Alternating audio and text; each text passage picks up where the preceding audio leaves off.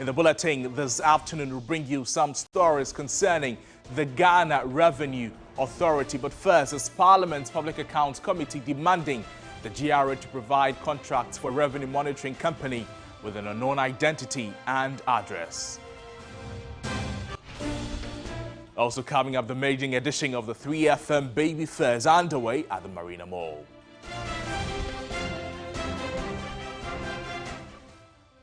Plus some international news as Nigerian health authorities announce an outbreak of diphtheria in the capital Abuja after the death of a 4-year-old child.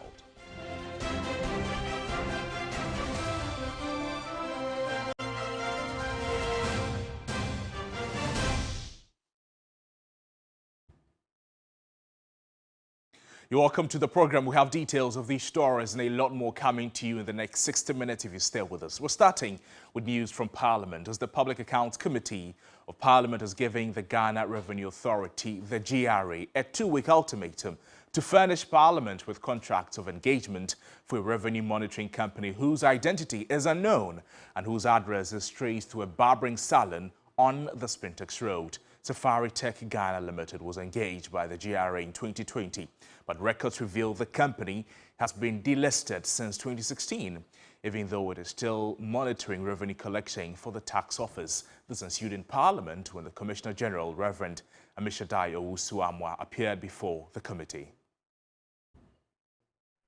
I just wanted to find out from the GRA, do you know this company called Safari Tech Ghana Limited? Yes, Honorable Chair, we do. Does the GRA have any relationship with that company? Yes, Honorable Chair, it's a service provider. Can you explain to this committee what kind of service they provide to the GRA? I will request that if the committee, since the committee has mentioned it, we can gather the details about the relationship and make it available. Oh, but Commissioner General, you just admitted that you know Safari Tech and that they are a service provider. You should be able to tell us what kind of service do they provide. We're not asking for specifics of the details, but what kind of service do they provide to the GRA? Please, your microphone. In the form of audit assurance, as far as the auditing process is concerned. But I thought you were looking for the more details, so I said, but in terms of the type of services, audit assurance. When did you engage their services, please? Do you remember? And I think I will gather this thing because I didn't expect that it's going to be part of the discussion today. But would it interest you if I told you that you engaged this company per our information in 2020, and as far back as 2016, this company had been delisted as a registered company in the UK, where they had displayed as their base of registration. So 4 years before you engaged this company, they had written to the Registrar of Companies in the UK that they were ceasing to function. What due diligence did you carry out before engaging them? Chairman, I don't think that it is around 2020. I cannot get the exact date, but we will just check, and whatever information that you need, we can make them available. Well, that doesn't change the fact that in 2016, this was a company that delisted. And then the follow-up to that will be that you slapped a $773 million US back tax on a company you have designated as the best corporate taxpayer in Ghana, MTN Ghana Limited, on the basis of a Safari Tech report, which KPMG disputed. What due diligence and at what cost did this consultancy that Safari Tech carry out for you? At what cost to the taxpayer did it happen? Thank you very much. But I want to say that this is a transaction or an activity that if your house we want to get the details can be worked, but it cannot be given in terms because I will not be able to give all the details at this particular and might end up not giving very accurate information. So I want to request that if this is something that so then on the basis of that, Chairman, I will want to make a request that they furnish this committee with details of the cost of the engagement with Safari Tech so that we are we are clear, we are apprised of the nature of their engagement with this company whose listed address is a tailoring shop on the Spintex Road, as we speak right now. Arrest, Chairman. All right, so Mr. Commissioner General, if you can provide the relationship you have with the Safaritech Ghana Limited to the chair through the clerk to the committee. If there is a need for us to call you for further explanation, we'll do so. Thank you, Honorable Chair. Thank you. Yeah, so with this one detail, 2 weeks will be enough for the committee to get the details. Or is it too short for you? Or too long? It's okay. It's okay, all right. Now to the Parliamentary Chamber, where the Speaker of Parliament, Alban Bagbin, has made an urgent call on the three arms of government to work together and respect each other's decisions on national issues. The Speaker expressed these sentiments after the presentation and third reading of the Narcotics Regulation Commission Amendment Bill 2023 by the Interior Minister Ambrose Derry on the floor of Parliament. The new bill will amend the Narcotics Commission Act 2020, Act 1019, to substitute Section 43 to empower the Interior Ministry to grant licenses for the cultivation of cannabis, and that is not more than 0.3% TH on dry basis for industrial or medicinal purposes. We are, however, not reviewing the decision of the Supreme Court. What we are seeking to do is to correct an error and reinstate the right provision. And so I am going to refer the bill to the Committee on Defense and Interior for consideration and report to the House. The committee could present the report within 1 week. It's a matter that is dear to my heart personally, and I think the country is losing a lot as a result of this decision. We need to work expeditiously to rectify the wrong. I hope that the three arms of government will work together and respect each other. In cases of doubt, it's important to consult the other arm before giving finality to whatever decision the other arm wants to take. And I don't think that it's proper for the judiciary to, without knowing how we conduct our business here, really go into how we conduct the business and make such important decisions without consulting the House. That is improper. I have made this known to them, and I want this to be known publicly. This is for the benefit of the country. Now, Nana Kwaku Agyeman is the CEO of Empire Agric Limited. He's joining us for some perspectives on this latest development, if you like. Nana Agyeman, thank you so much for joining us. You have for long advocated for the cultivation of certain kinds of cannabis for medicinal and industrial use. I'm sure the submission for amendment of the Narcotics Control Commission Act by the Interior Minister, it pleases you on your quest, doesn't it? Yes, I think it's appropriate. It's overdue, and I think that with the Honourable Alban Bagbin saying that there's a week for the committee to do its work, and also recognising as well that initially with the work that had been done in Parliament that there had been an error insofar as Section 43 hadn't been gazetted. I think this time, as he says, we've come to right the wrongs. I think this time it will be done and everything will go through quite smoothly, and there'll be no more further objections to anything in relation to industrial cannabis. So I think it's a good move. I applaud Honourable Alban Bagbin and also Honourable Ambrose Derry for the work that they're doing. Let's expedite it as quickly as possible because, as Honourable Bagbin said, it's the country that is suffering because the economic benefits that we should be achieving right now from the cultivation of industrial hemp is something that has left us found wanting, and that's why we're begging the IMF for money at the moment. money that we could have generated internally ourselves. Now, the Speaker of Parliament referred the Narcotics Control Commission Amendment Bill to the Constitutional Committee of Parliament to look at within 7 days. In the 7 days, what would you want them to pay attention to? Well, actually, it's not the Constitution and Legal Committee. It's the Interior and Defence. Interior and Defence Committee. Yeah, it's that committee. I think the only other thing they could do, because the amendment as it stood before Section 43 is fine.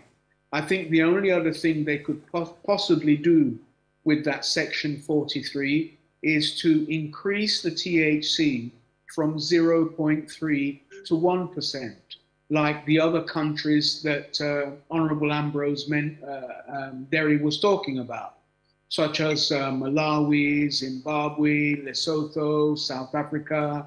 You know, these countries have increased the THC content from 0.3 to 1%.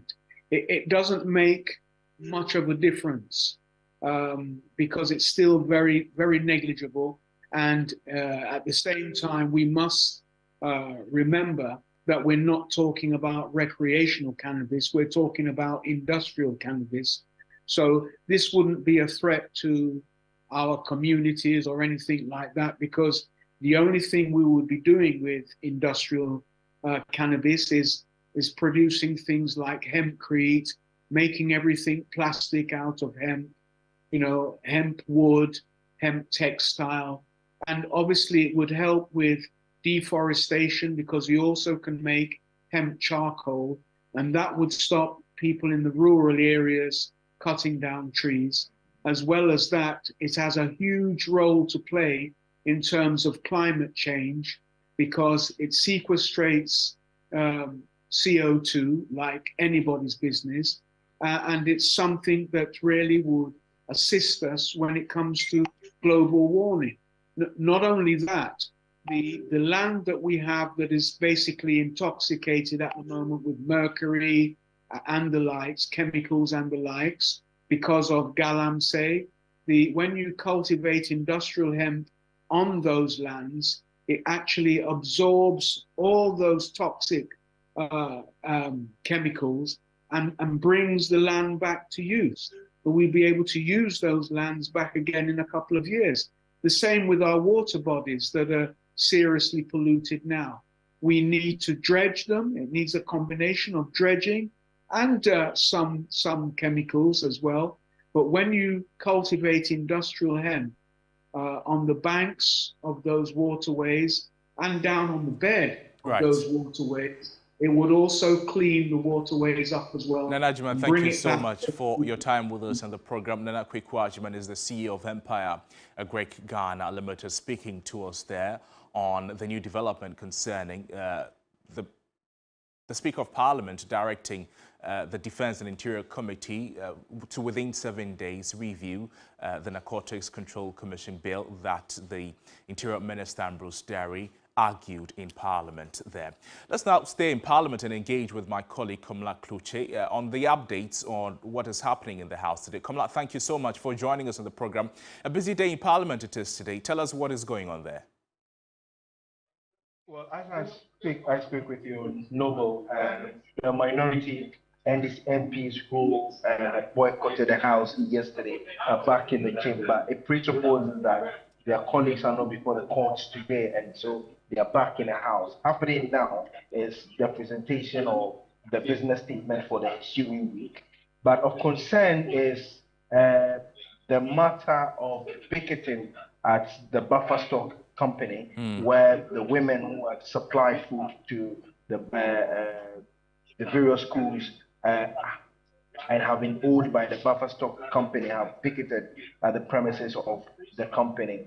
The members on the minority side, especially Samuel Okudzeto Ablakwa, and then the ranking member on the Education Committee, Peter Nnoju-Kotwe, are asking the Speaker to hold before the House 3 ministers, that's the Minister of Finance, the Minister of Education, and also the Minister of Food and Agriculture to appear before the House to answer to specific questions regarding the speaking by the women. You recall in the past we have had the Speaker going to the buffer stock company and the school feeding secretariat on a surprise visit to assess what they were going through and what the calls for a review of this interventions that they give to schools have been. And so there are calls for the Speaker to actually allow for the 3 ministers to be hauled before the House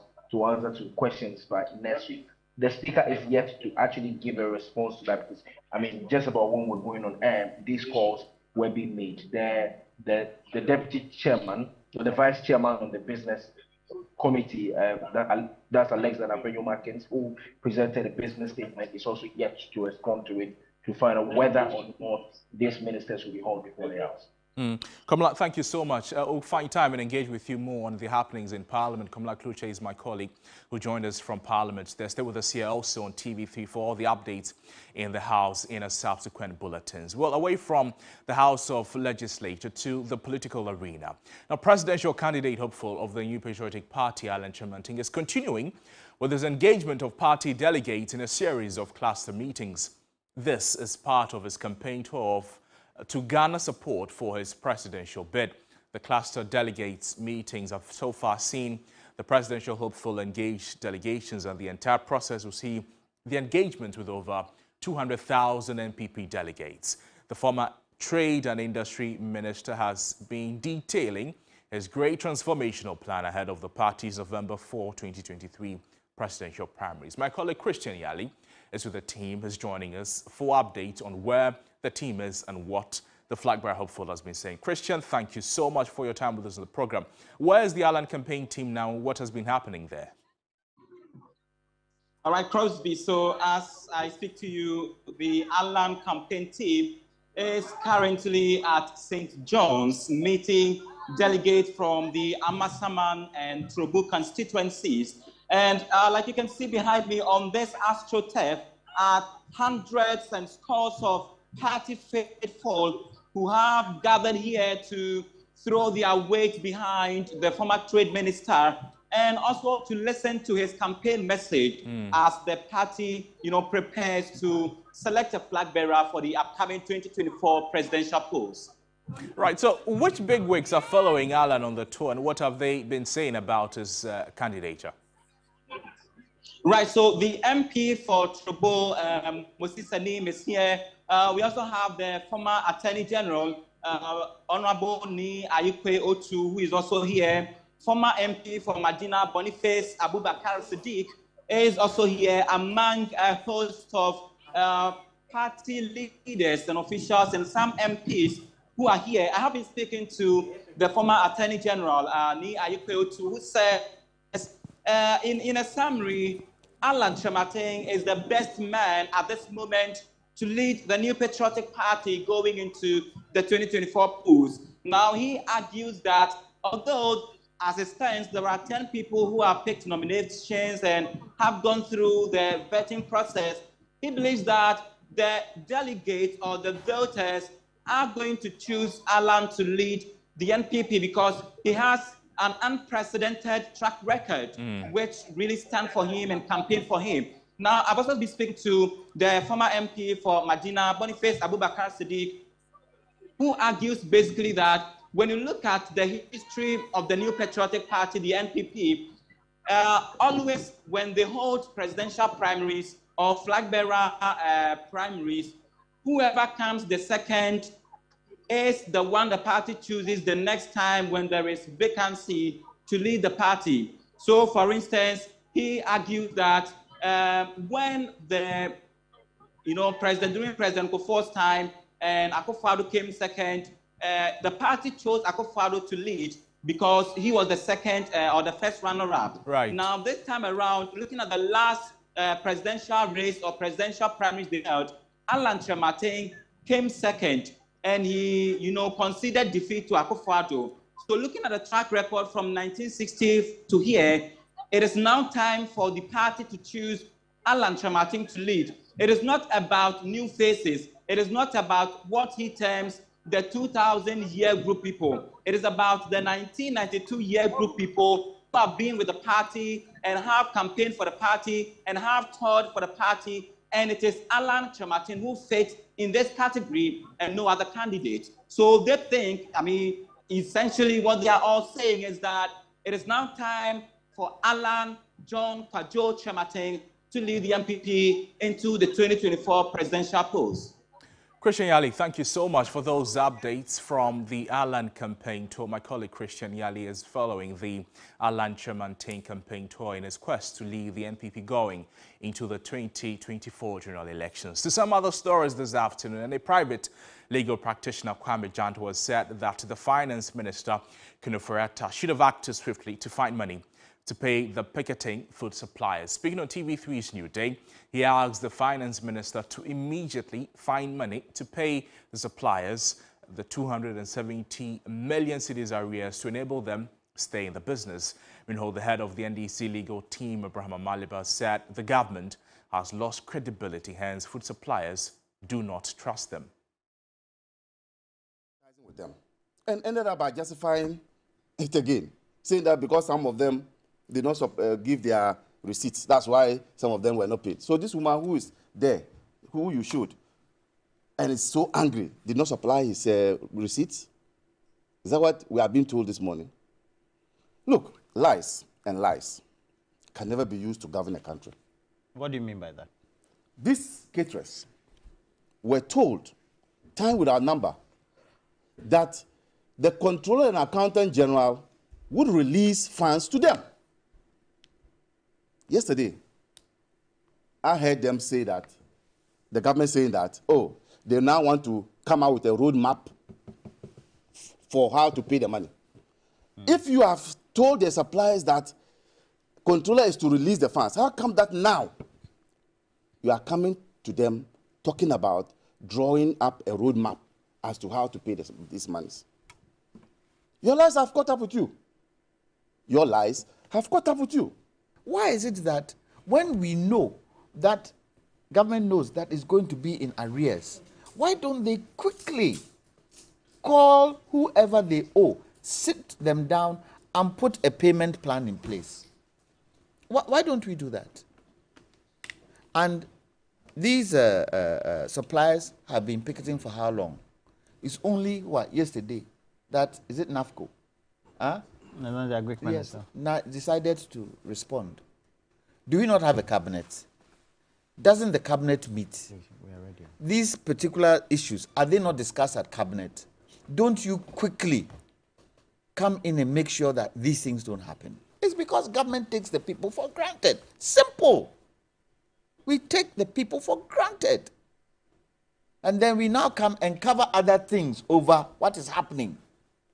What has the success of the free policy got to do with food?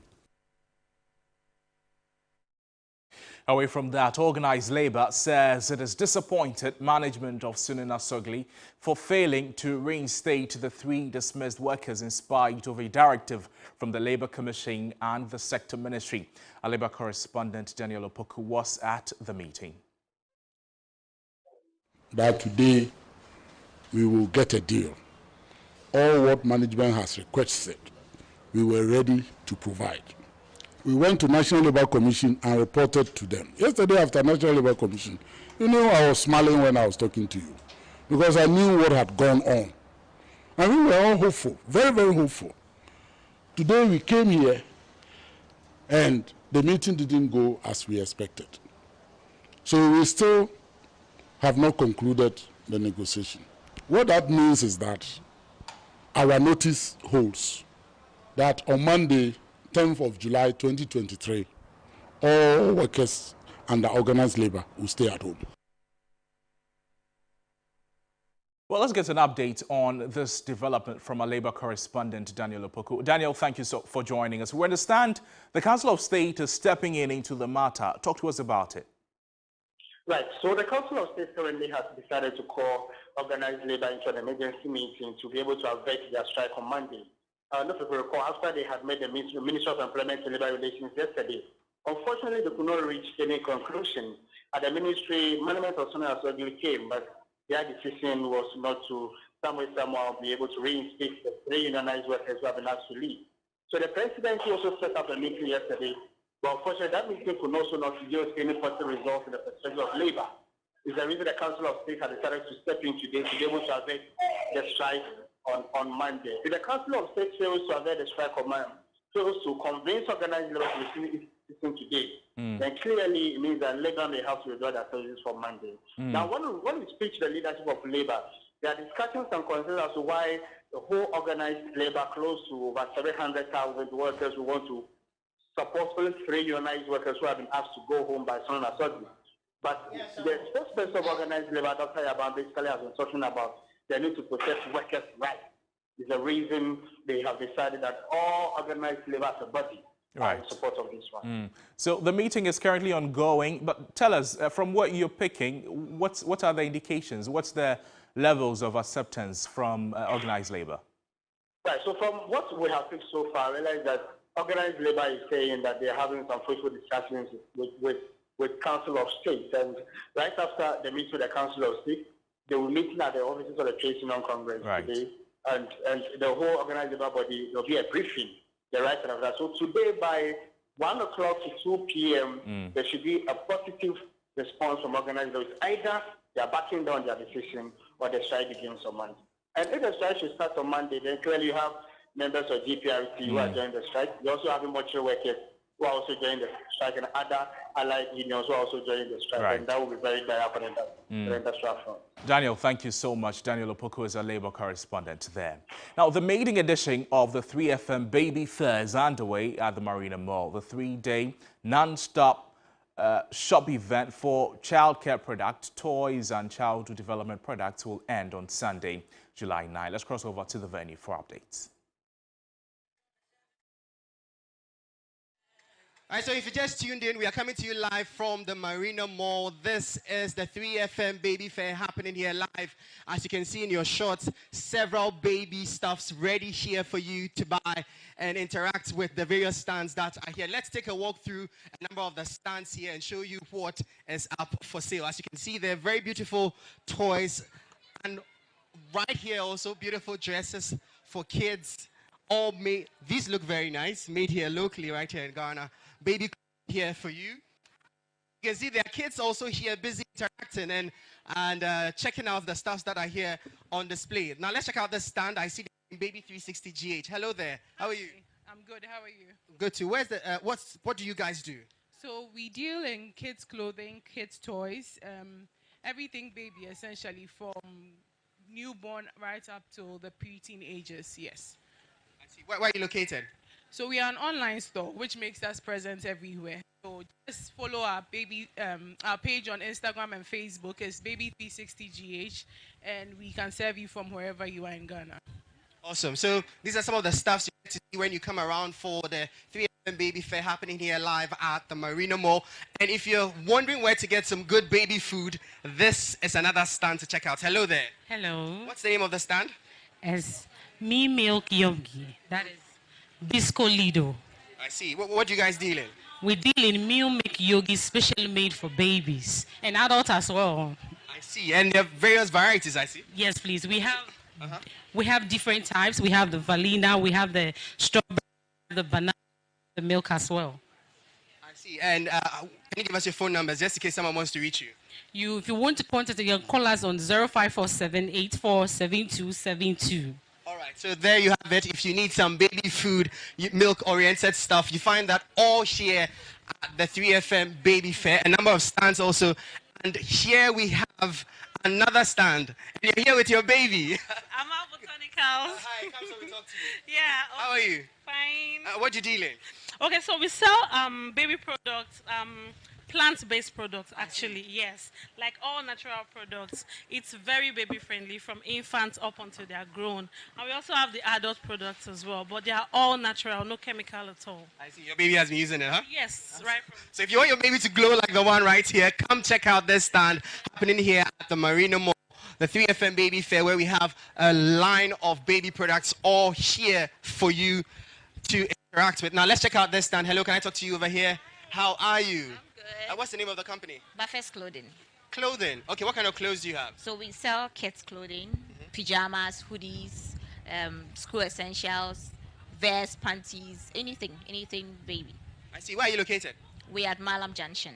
They're at Malam Junction. But then today you can find them here at Marina Mall, where they have on display very beautiful clothes. And also another one here. Hello, madam. How are you? Can I talk to you briefly? Yes. How are you, ma?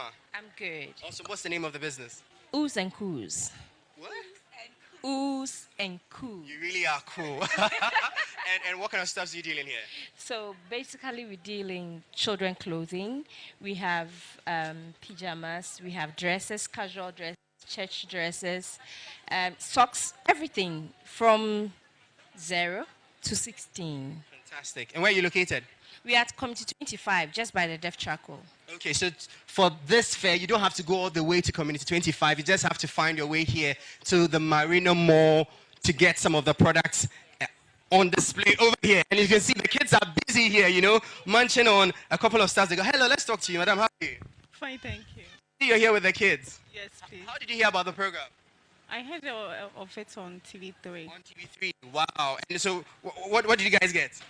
We bought some kids' food and we are looking at the clothes too. Wow, that's nice. Awesome. Thank you all. Bye-bye. Awesome. So all happening here at the 3FM Baby Fair live at the Marina Mall. Let's check out a couple more stands. Now, you know, it's not just about clothes, but everything you can think about when it comes to your child, including finances. And Zenith Bank is right here to also offer some products for kids. Let's talk to some of the people here stand and find out what they have for grabs. Hello, sir. How are you? I'm fine, and you? I'm good to thank you. Tell me, what are you guys delivering today? Okay, so we have accounts tailored for children, which is Zeka and Zeka Plus. So whilst you are here, you can come. We tell you the things that you need to bring to open the account. Well, fantastic. So basically, if you're around and you want to get more information, thank you so much for your children's accounts, etc. Come to the Marina Mall where the 3FM Baby Fair is happening, and you can get all that information. And there are toys also here and very educational stuff. Can I talk to you briefly, madam? How are you? Awesome. What's your name, ma'am? I'm Gloria. What's the name of the business? Tilos Play and Learn. Wow, Play and Learn. I see. How much do these cost? Oh, we have just, the price is starting from 50 cedis and above. Wow. Yeah. So with as simple as 50 Ghana cedis, you can get a very educational toy for your ward to play with whilst they are on holiday right at the TPME Fair. It is going to be happening for the next 3 days right here in Accra. If you're at home, you don't have any plans for the weekends, you're a parent, you have your kids, please bring them here. Come and have fun. There are lots of play areas set around where kids can have fun, interact. There's a health center also stationed for any emergencies, and all the clothes, things you need for your kids, you can find right here at the TV3 at the 3FM Baby Fair happening at the Marina Mall. My name is Michael Obodu. So that's it from the maiden edition of the 3FM Baby Fair happening at the Marina Mall. You could as well find your way there. You're watching Midday Live on TV3. My name is Noble Crosbiano. Going for a break. We're back with more stories.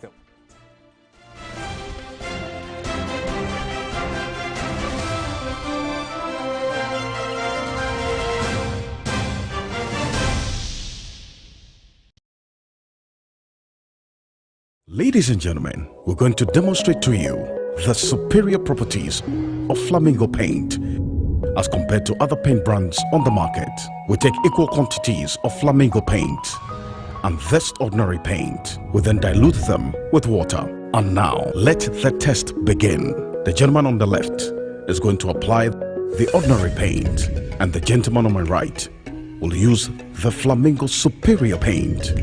As you can clearly see, Flamingo has the obvious better hiding. Furthermore, Flamingo has painted a much larger area.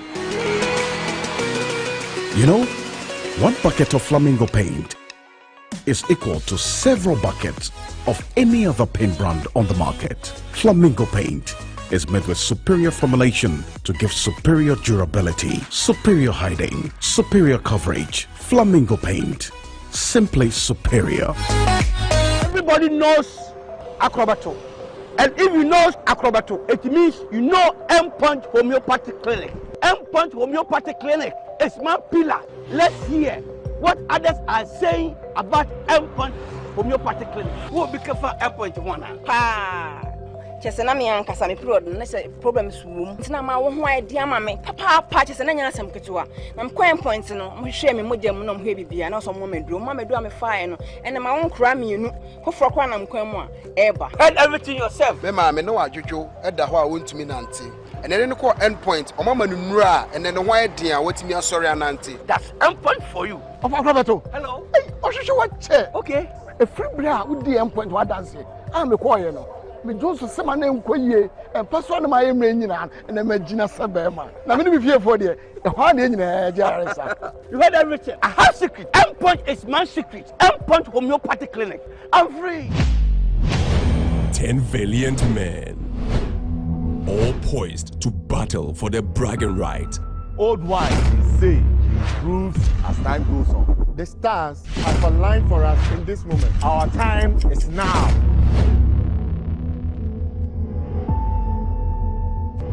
We did not come to first someone shoes. We came with our own. Fresh power, phenomenal strength, new and never seen before. Who takes the title? Ghana's Strongest, the power to do. Catch the new season of Ghana's Strongest Sunday at 4 p.m. only on TV3. Ghana's Strongest is powered by Gasem, the nation builder. Brought to you by Mixi Choco, Channel Hot, Deluxy Acrylic Paint, Drugnet. This Friday on Efiera. Mommy dear, I worry me person me worry you. Hey! Who worry you? I didn't hear. Mom, I'm not making me say me die in dry me ko die me so die no dey me ko schedule. What? Mom, pa, me so don't say can see me wait for me. Cash nana. Or the cash is in, I know there is in the pipeline. What catch us say you are sorted. Don't worry. Ewurade, boy I'm waiting. Na pipeline ya ko yi kan himfa no this ke yakoshi. Me hu na se water waste for dia ana. Wallas, Yabatao. Top coat, Udim Pepe. Method, malaria game changer, no. Raffle Coast, a chance to win big. Kidney syrup, and Mama Freddy tea. Efiera, this and every Friday at 8:30 p.m. on TV.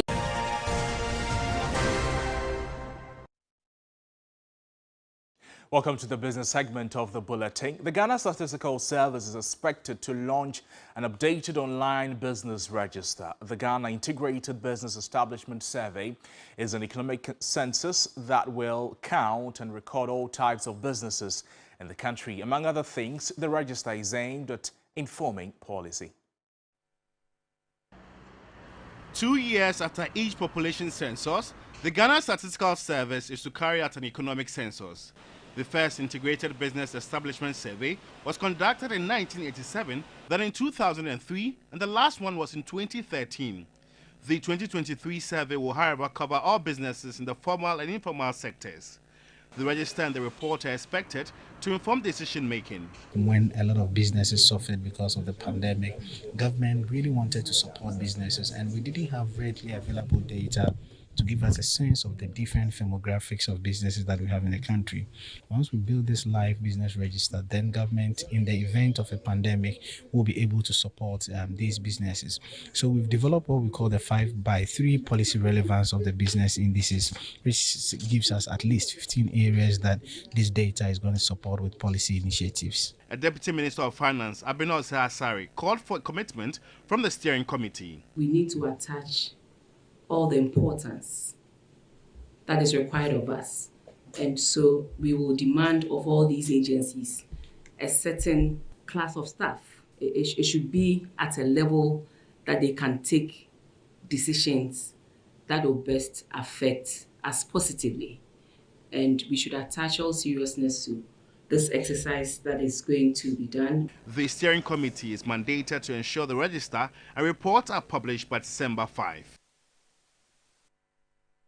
Now, did you know that buildings alone account for almost 40% of global carbon emissions? Well, as Ghana struggles to solve its 1.8 million housing deficit, Three Business Shadrach Asrifi looks at available options that can contribute to tackling Ghana's housing challenges while keeping our planet safe for the next generation. According to the Ghana Statistical Service 2021 Population and Housing Census, Ghana has a housing deficit of about 1.8 million. This means that the country needs about 1.8 million housing units to solve its housing shortages.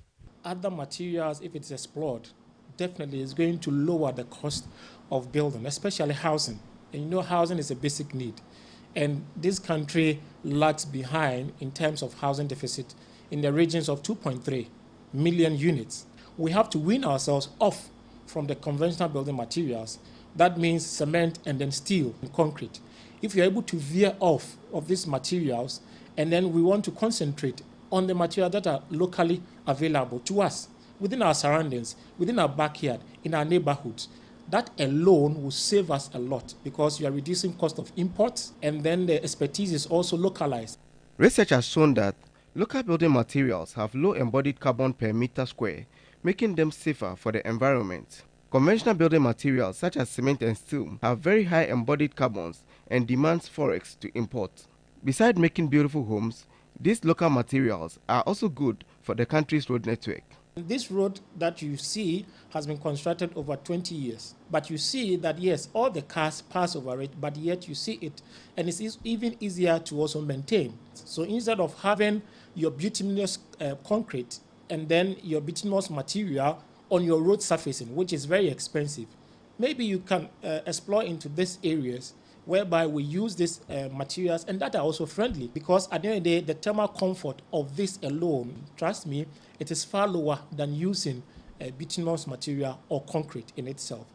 On budget terms, they also come in pockets and environmentally friendly. Local materials, which is the compressed bricks and all those, they also have some properties. Their natural properties make them much better to live in, just that people don't know. That if you use bricks to build your house, you will have a better inner temperature feeling. You will feel that they are cooler when the outside is warm, and then they are warm when the outside is cold. That is how God takes care of some of these things. But a lot of us don't even know. So we are not looking at the benefits we can even derive from some of these local materials, and are just busy increasing the emissions, and they tell us that the total world emissions, we get about over 40% from concrete products. So it means that we are hurting the climate and the environment with this continuous use of concrete. So, as you plan your next building project, think local, think about the planet, think sustainability. Together, let's save our economy and our environment. For Three Business, I am Shadrach Asrifi, Accra. Well, that's your business. Sports News is up next.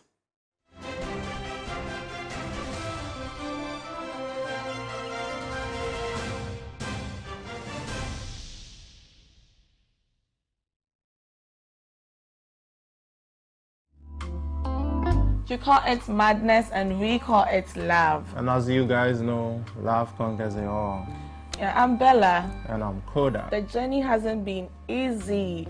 We've been through a lot in the Perfect Match Extra House. The drama, the fights, the arguments, the surprises in Big Mama's house, Charlie. But we are so excited. We appreciate the fact that you supported us since day one. You helped me to stay in this house. I found love and I'm so excited. You know, we are almost done with the show, and we would like to say a very big thank you for supporting us, and keep your votes coming because Sunday is the grand finale. We are inviting all our fans. They should come and support us. Right, we need you all here. Come Sunday, July 9th. Yeah. We need you all. Join us here. And support us. We love you and we appreciate you guys so much. Thank you for being there for us. Bye-bye. Perfect Match Extra is sponsored by Close Up Complete Fresh Protection for your important oral care needs. Geisha Moringa and Geisha Black Soap for soft and glowing skin. Frutelli Calipo, Forever Clear. Beauty by Cava. Darling Lemon Drink. Flora Tissue. And Napa Foods. Say Napa. Enye Ono Soko. Heaven Black Insecticide Spray and Coil. Heaven Dear Bakope. Top Choco. Ebony Condoms. Gino Tomato Mix. Supported by Bell Ice, Capfam, Empire Kitchens, Drugnet, Malcolm, where Ghana shops. Blue Jeans Energy Drink. 10 valiant men, all poised to battle for their bragging right. Old wine is say improves as time goes on. The stars have aligned for us in this moment. Our time is now.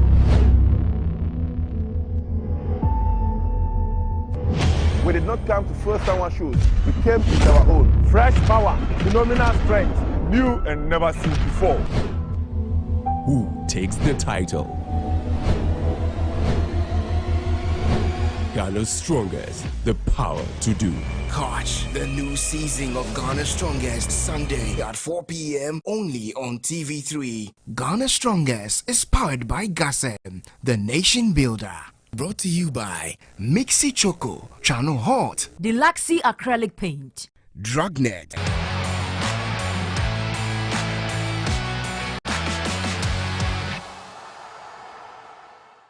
Welcome back to the broadcast. Sports News is up next. Please take us away. Well, thank you very much. And we'll be starting off from the camp of the Black Meteors because Ernest Nuamah has issued an apology for Ghana's poor performance at the ongoing Under-23 Africa Cup of Nations in Morocco. The Black Meteors failed to make it past the group stages and will miss the Olympic Games in 2024 as a result. The 19-year-old took to social media and wrote, "No excuses about our performances as a group, but personally, I could do better to help the team. As a group, if we ever had the opportunity again, Ghana deserves better. I made some wrong decisions, but I am grateful for this opportunity." The Northern forward scored 1 goal in the tournament and only came on as a substitute in the final group game against Guinea due to health issues.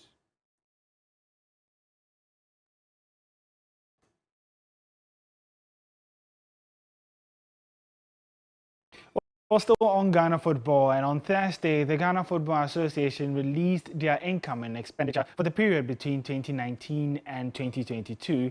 The release comes just 3 days before the ordinary Congress, which is expected to take place in Kumasi. Here's a report putting aspects of the financial statement into perspective.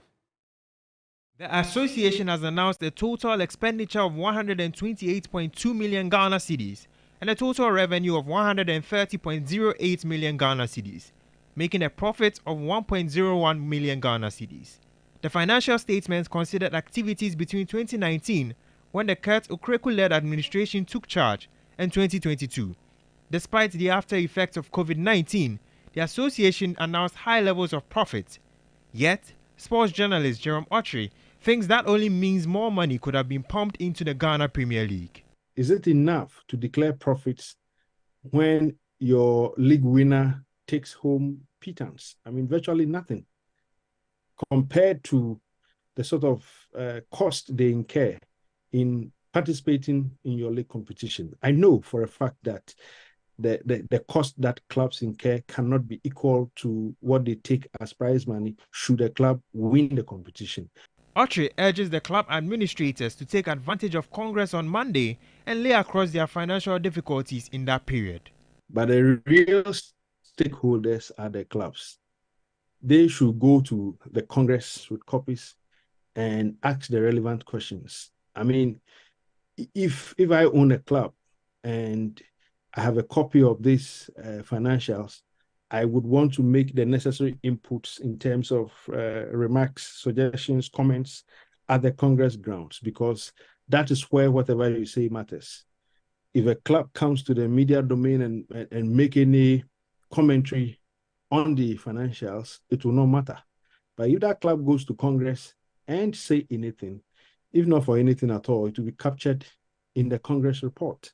The next step is for the GFA to present its financial statement to football stakeholders at the Ordinary Congress on Monday, where more details are expected to be unveiled.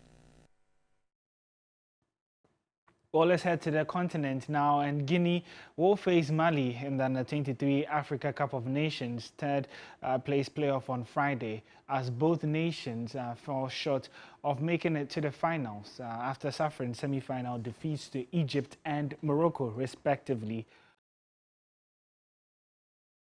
For the two nations, there's still a lot to play for, as the third place finish secures qualification to the Paris 2024 Summer Olympics next year. Whoever finishes fourth would also have the opportunity to go into a playoff round with a country against from Asia in a yet-to-be-announced date.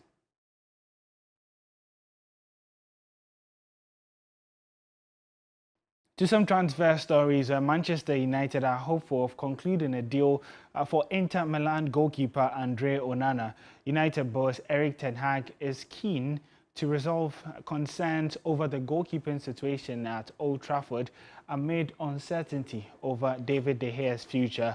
The Spanish goalkeeper's contract at Old Trafford expired at the end of last month with no agreement over a revised offer put into the former Spain international. Onana kept 8 clean sheets in 24 Serie A games last season.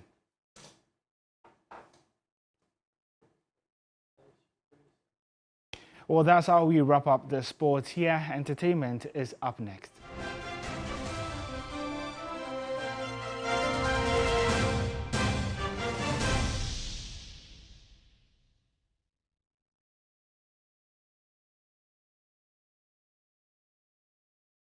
Ready, set, go! The 3FM Baby Fair is here. Parents, make it a family affair with fun photo booths for family shoots, kids arena for the kids to have fun, and so much excitement. This fair will be a one-stop shop for all childcare products, clothes, toys, child development products, and so much more for every child of every age. 3FM Baby Fair on the 7th July, 8th July, and 9th July 2023 at Marina Mall, Airport City, Accra. To be a part of the fair and exhibit your products and services as a vendor, please call 0244 405027 right now. The 3FM Baby Fair, your one-stop shop for all your childcare products. The 3FM Baby Fair is proudly brought to you by Marina Mall. 3FM, your urban lifestyle radio.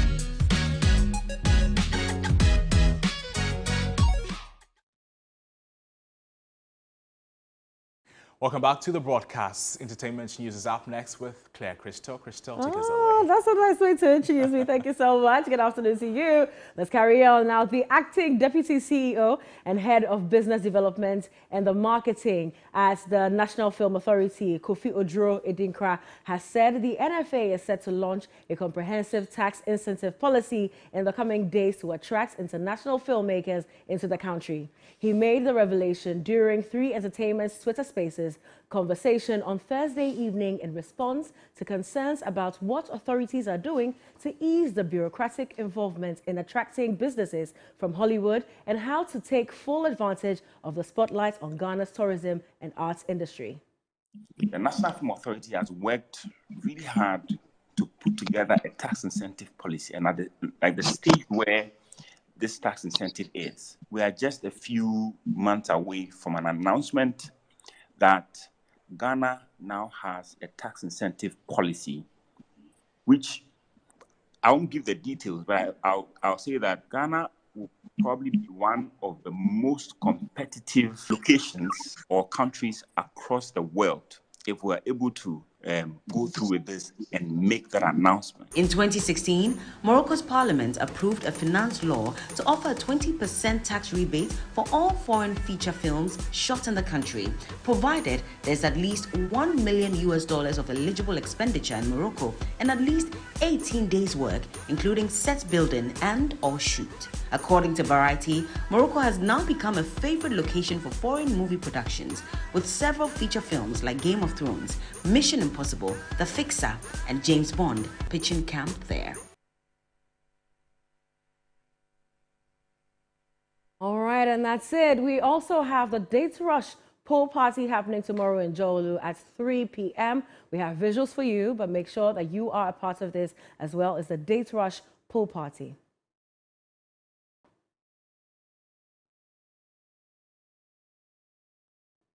So in the absence of any visuals, that's about it. Make sure to follow us at 3 Entertainment GH on all socials. Let's take a look at this. Of the season, it's the Date Rush Pool Party, coming to you live on Saturday, 8th July. This Saturday, the best place to be is the Pleasant Gardens inside Jolu. Well, if you haven't heard, the Date Rush Pool Party is happening this Saturday and tickets are selling very fast. But we're here to bring you some exclusives of how the place looks like and all the things you get to enjoy when you come for the Date Rush Pool Party. And as you can see behind me, this space is just for our beach lovers. You want to have a feel of the beach right here. The sand is just like it is at the beach, and the space is extremely big for all your activities. You want to have fun, you want to have a great time with your friends right here at the Date Rush Pool Party. It is possible because the space is extremely big. Also, there are cabanas all over, but you have to make a reservation for the cabanas. But to get in here, you have to pay a cool 50 Ghana cedis, and the short code is *713. *33 *25, and then you get.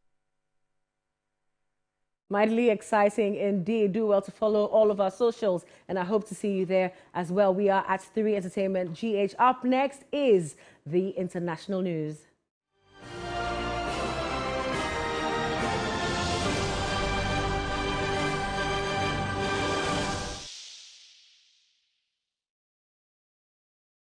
Now, the Nigerian health authorities have announced an outbreak of diphtheria in the capital, Abuja, after the death of a 4-year-old child. The highly contagious infection can cause breathing difficulties and heart problems that can be fatal, particularly in children. The Nigeria Center for Disease Control and Prevention said there had been multiple outbreaks across the country since late last year, with almost 800 confirmed cases and at least 80 deaths. It said the vast majority of cases were among people who had not been vaccinated, despite it being covered by the country's routine childhood immunization program. The Disease Control Agency has urged the public to remain vigilant and ensure that people with symptoms report early to healthcare facilities for prompt diagnosis and treatment.